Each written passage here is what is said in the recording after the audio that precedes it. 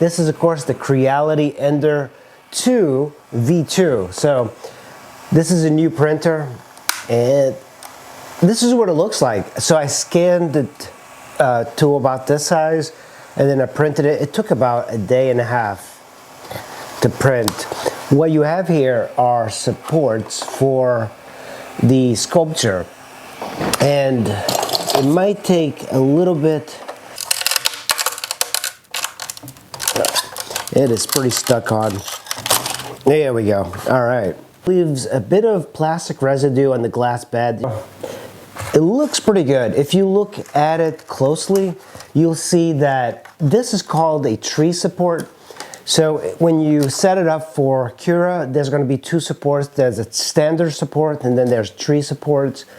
And I've been using tree supports lately. They take a little bit longer to render in Cura for some reason. Get the support. You're going to have to be very careful in removing stuff.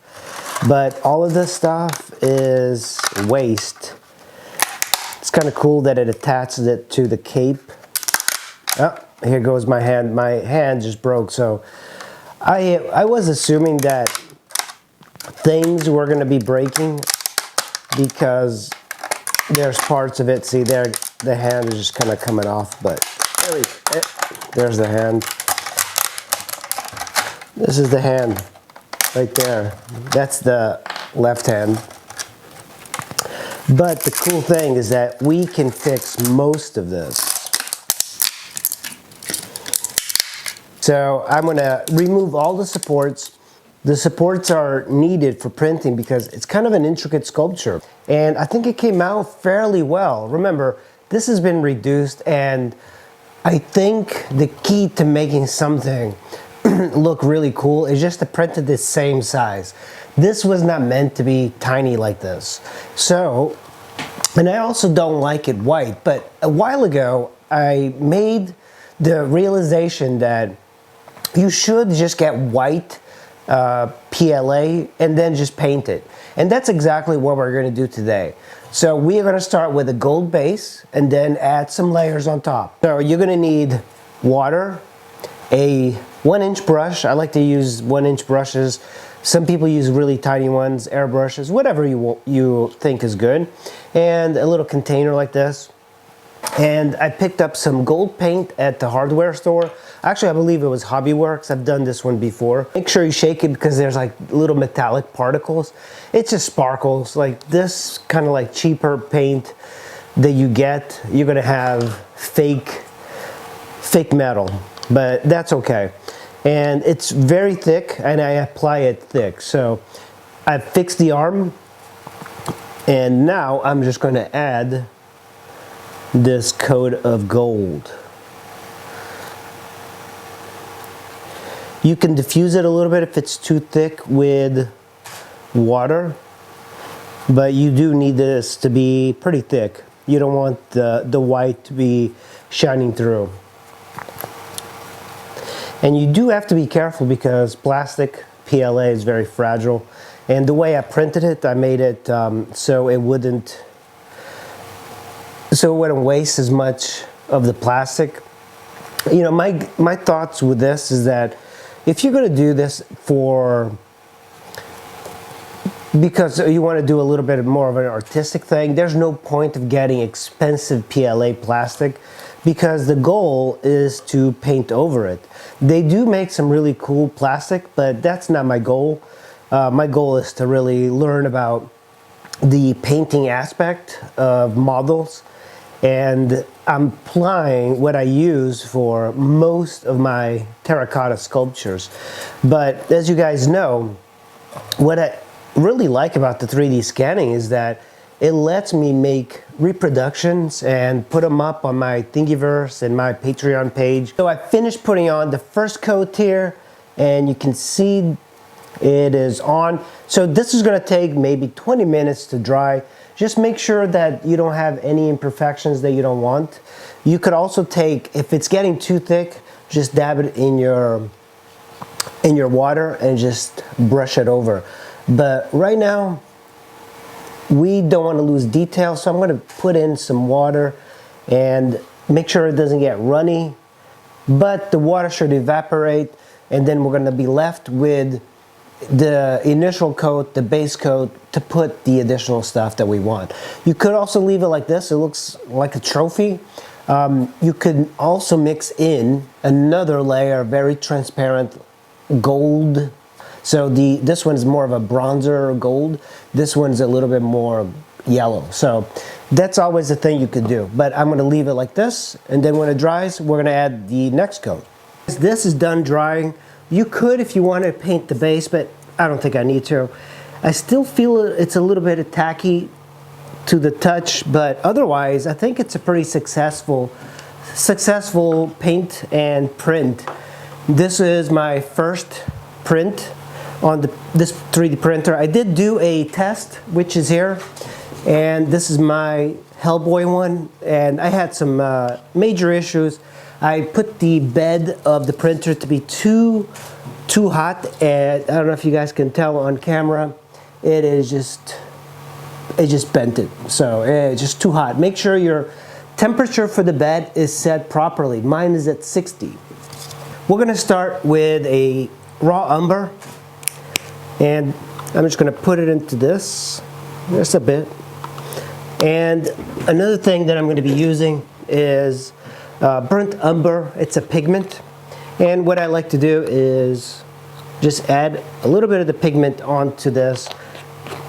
I also have coffee here. You can add coffee for a different style. This color it's going to be very watery, and I'm just going to lightly brush it over Batman. Just kind of let it drip.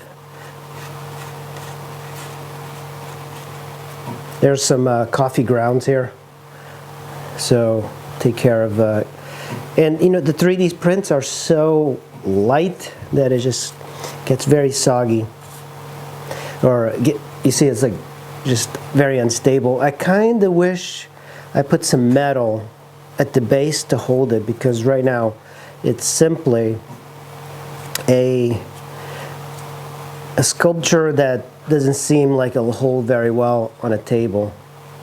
Let this dry. You can see how it looks with the gold and the umber, very slight umber. What we're going to do now is add a small patina to it. You know, when I first sculpted this, I didn't realize how flimsy it was going to be, because if you touch it, I mean, it just kind of falls to the side because the cape gets very heavy. So to interact that, you should probably put it on a larger base. Even when you download this, maybe make the base just a little bit larger, and that's going to help it out quite a bit. Blue and green, I have some water here, and I'm going to just put a little bit of the blue in here. You don't need a lot for this, and I just kind of mix it in on this. And now we're going to use green, same equal part green right there. And now I'm just going to mix the green and the blue together. If it's too blue, add a little green, because you want to neutralize it. Yeah, it's a little bit too blue. And I'm using acrylic, and I'm just going to add a little bit of white. Now you just mix this in.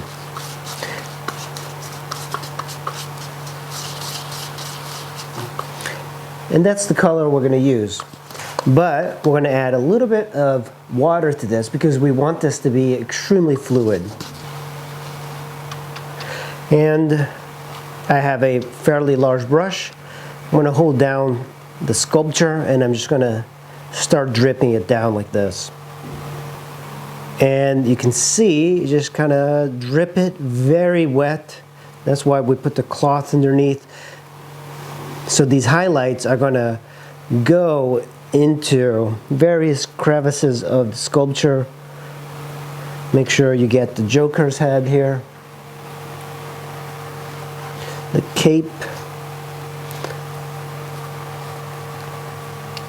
So you just kind of get it really thick. Move it around. And just this little bit, it's going to be more than enough. If you want, you can add multiple coats, but oftentimes you don't need to. Twist this around.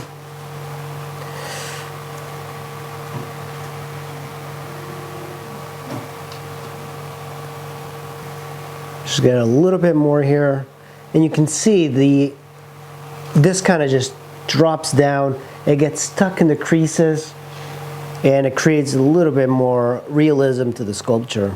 I have finished. This is dried off. I actually think it looks pretty good the way it looks, and there's many other things you can do if you wanted to.